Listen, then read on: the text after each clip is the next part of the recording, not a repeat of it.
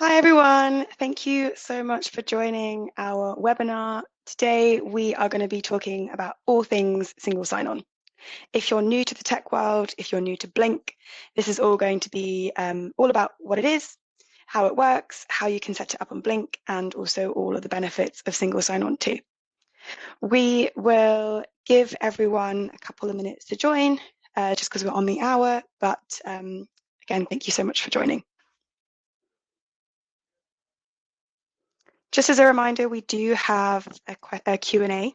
So if you could navigate to the Q&A section, if you have any questions, feel free to write them in as we go along. I'll try and answer them if I can see them, but if not, then we can always follow up with your questions afterwards. Hopefully you can all see my screen. It looks like you can, so we'll give it one more second and then we can dive right in.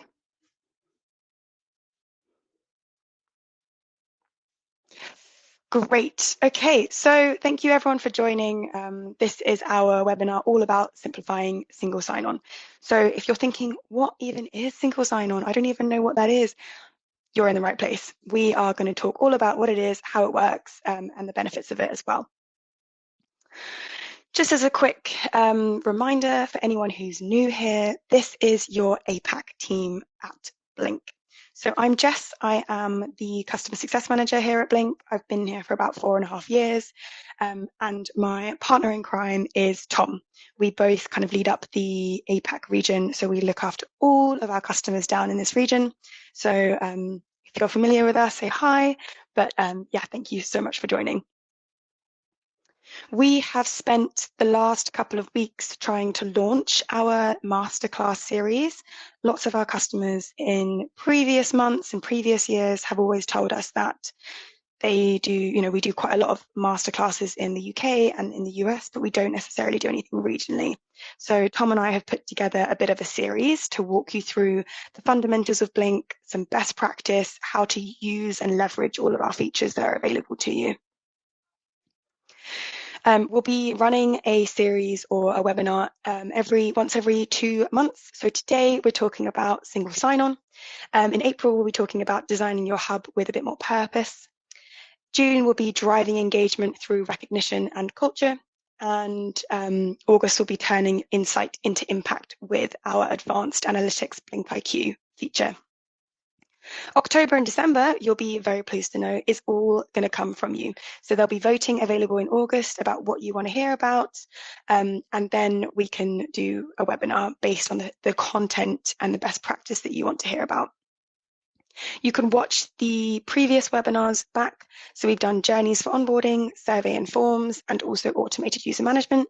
So if you would like to refresh your memory or watch them for the first time, you can always watch them there. And I'll share these slides with you afterwards so you can refer back to them whenever you need to.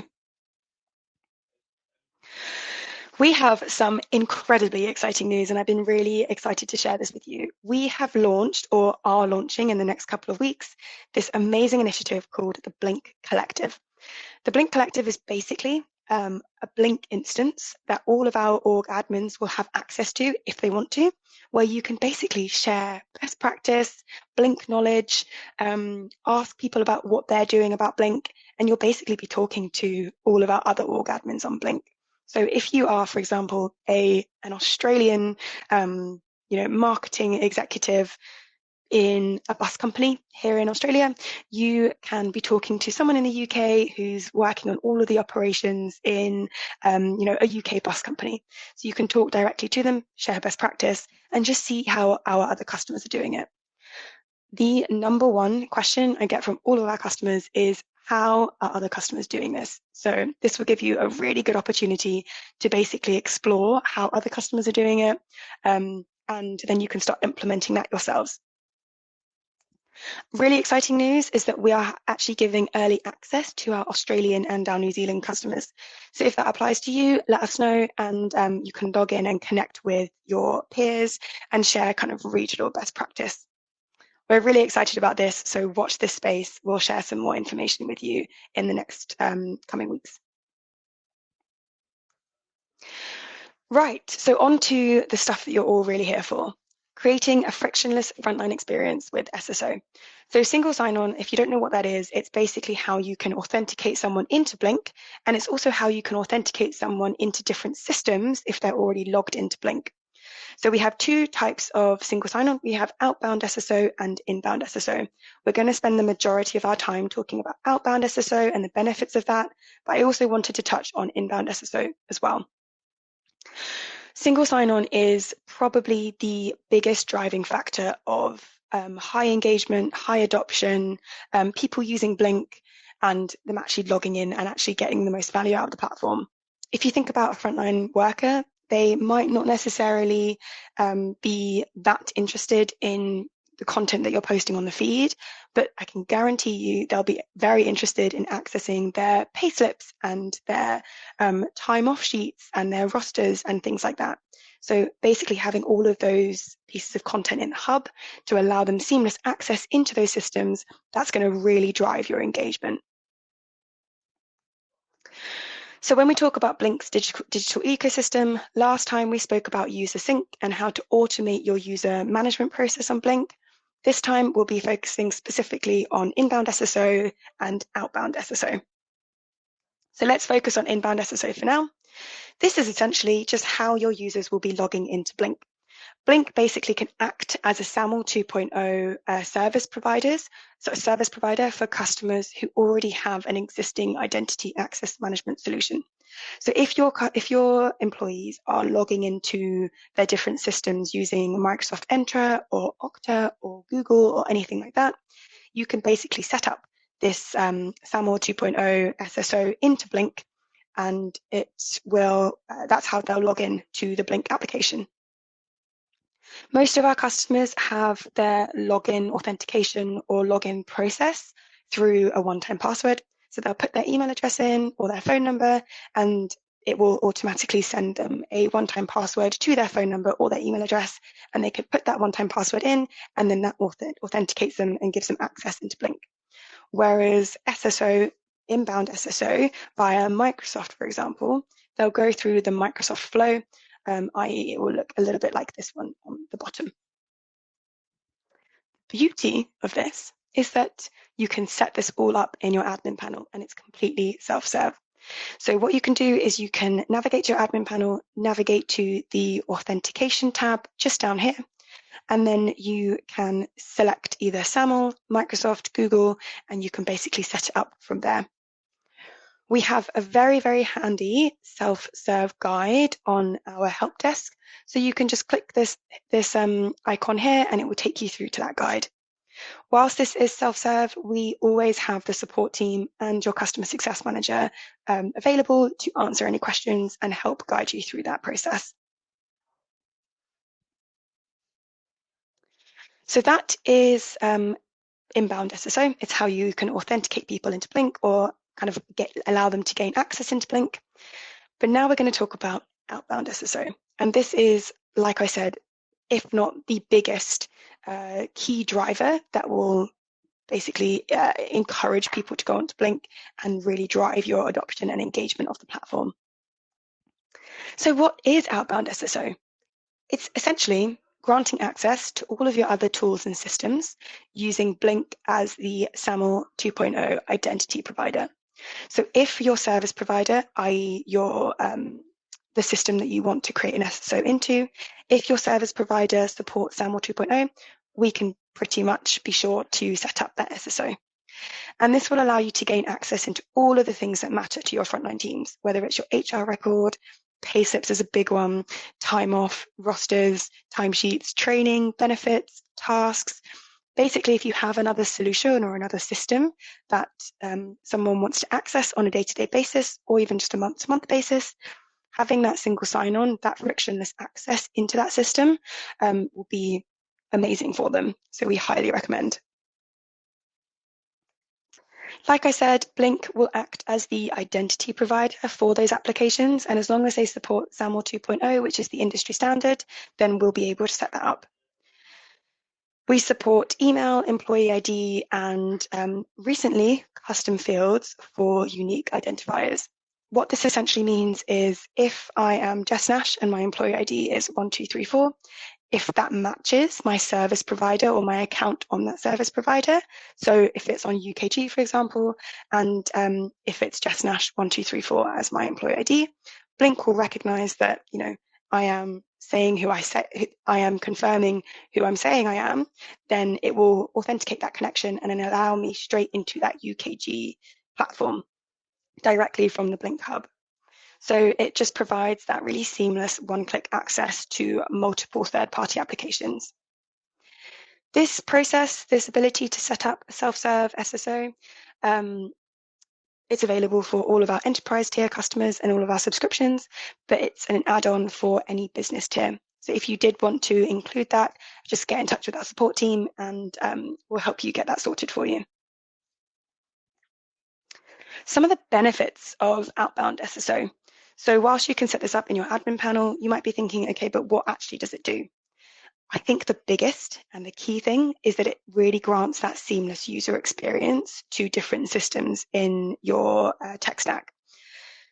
So as a frontline worker, like I said, you can probably imagine that people might not necessarily be interested in hearing what's on the feed or using chats.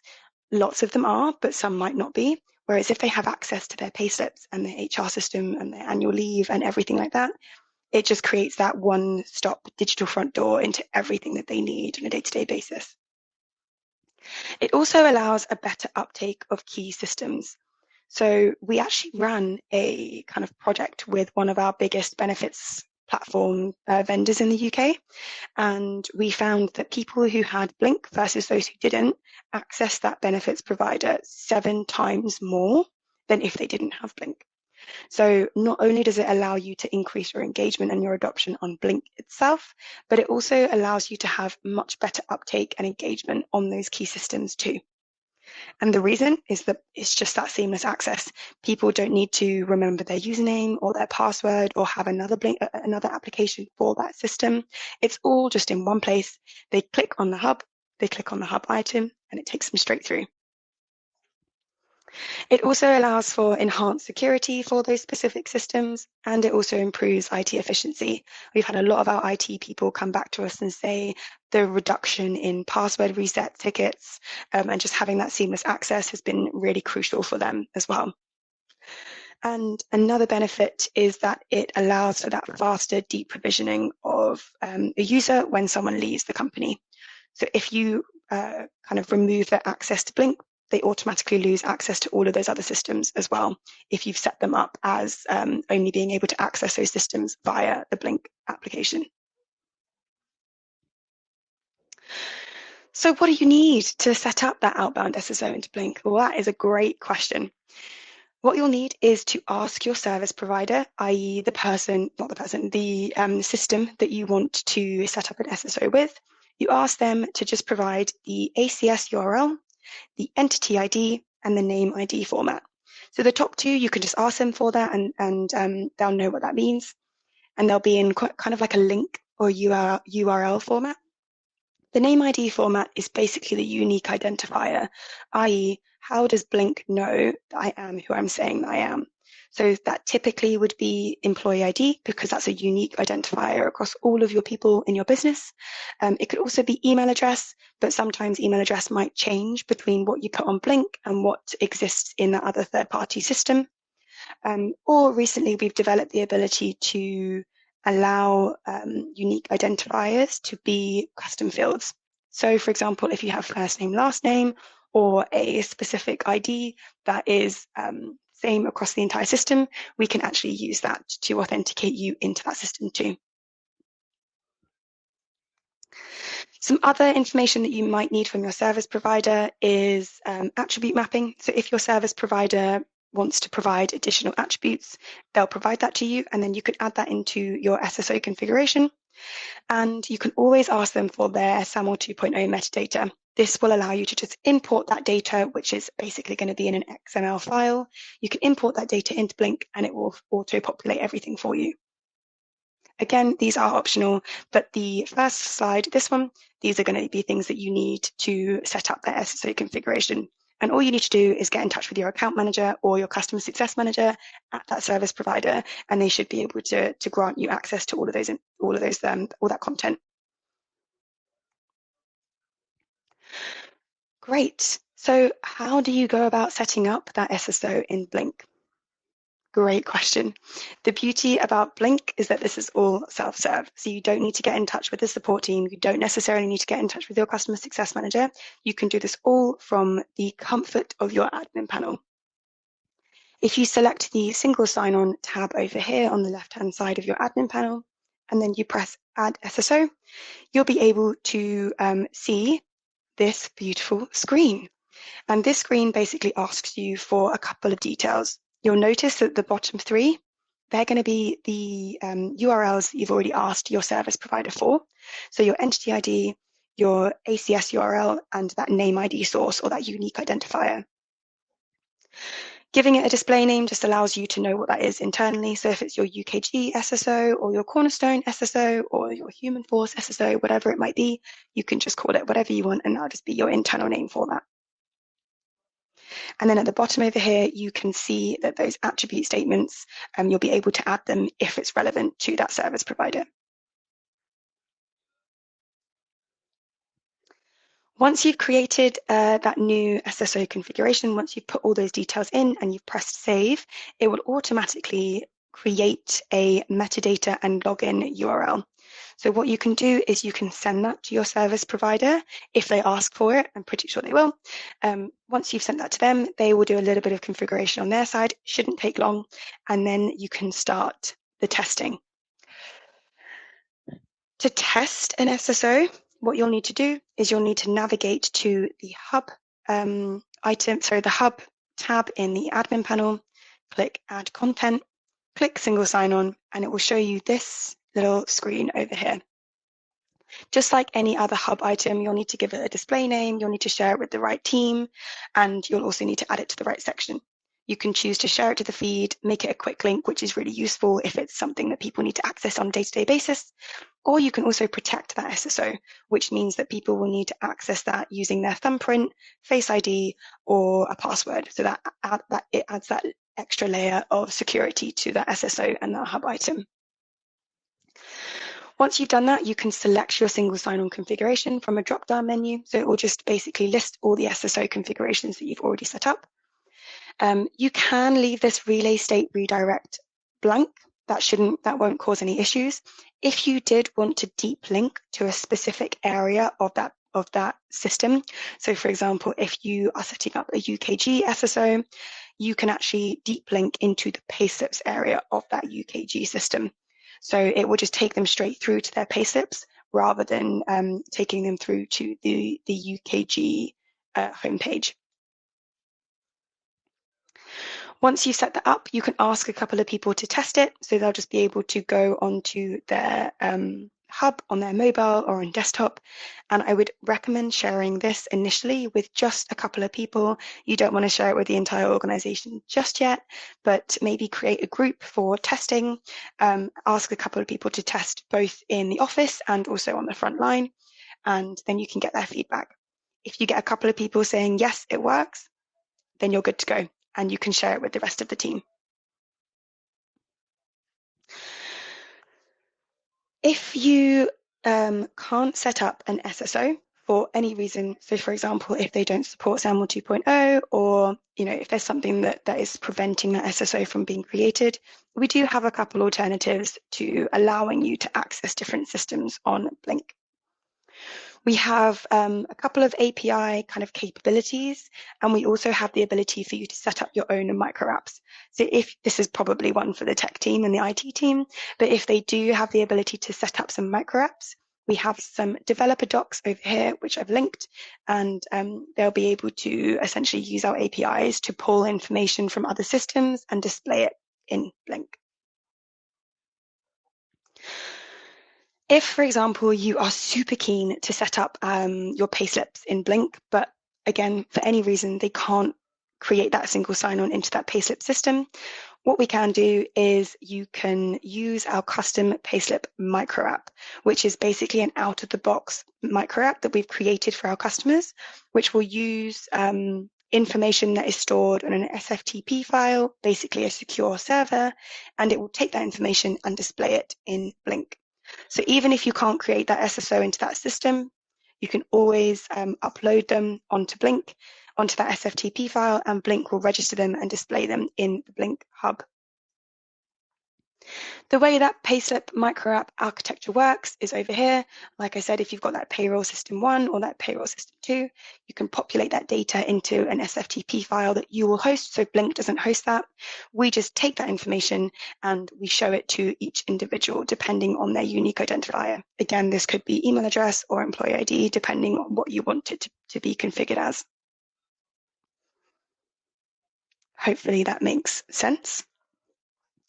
So just to do a little bit of a summary of what we've spoken about so far, I know it's been short, but definitely sweet. You can definitely unlock your potential with single sign-on. Single sign-on just allows you to access different systems in the hub, and it's what Blink is all about. It's that digital front door, it's that seamless access, it's that frictionless access to all those tools that your frontline workers will need on a day-to-day basis. The key kind of benefits of single sign-on is that it simplifies and streamlines access. So it removes that password friction, it removes any login issues, and it just means faster access to the things that really matter. Secondly, it strengthens your security while reducing that IT admin like we spoke about before. And it also, the beauty about all of this is that it's completely self-serve. So we have those help desk articles that I've linked to you before, and you can use these to basically give you a step-by-step guide on how to set them up. If you already have that identity provider in place, you're pretty much almost there. You just need those pieces of content to add into that SSO section in the hub, and then you're ready to go. Any questions from anyone in the attendee list? I'll give it just a second to see if anyone has any questions. I don't think we've got any questions at the moment. So I will end it there. If you do have any other questions, please feel free to get in touch with us. We're always happy to help answer any of your questions, look at any of your concerns. Just reach out to us and we're happy to help. But thank you so much for listening. That concludes our webinar for today, and I'll see you all at the next one, which is all about how to design your hub. So looking forward to that. And again, thank you so much for joining. Take care, everyone.